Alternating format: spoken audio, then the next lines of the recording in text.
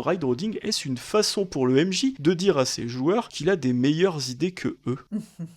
En fait, moi, je dirais plutôt... Alors, c'est une façon de dire aux joueurs, j'ai eu 3 heures ou 6 heures ou 8 heures de temps de plus que vous de préparation pour vous faire une proposition intéressante que vous, en certainement 10 minutes, vous n'aurez pas le temps de créer, à moins d'être vraiment des machines de guerre.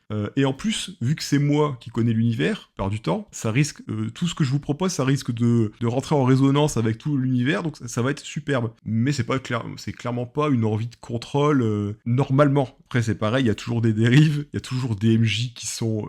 on a toujours même du MJ qui... C'est moi qui décide, c'est moi qui fais les règles. Mais normalement, si c'est quelqu'un qui est censé, non, clairement pas.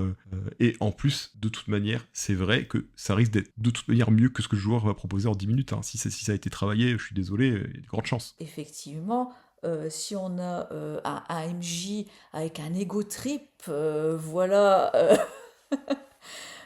qui est absolument mon histoire et elle est meilleure, c'est la meilleure, Ça, j'y voilà. peux rien. Euh, il faut suivre son plan et du coup, si par exemple tu vois je sais pas, tu vois un mendiant dans la rue, tu veux t'arrêter pour aller lui parler 2 secondes et que le tour MJ se met à faire souffler à table, pour faire c'est bon, hein, c'est pas dans le script là, faut y aller, hein, allons-y, hein.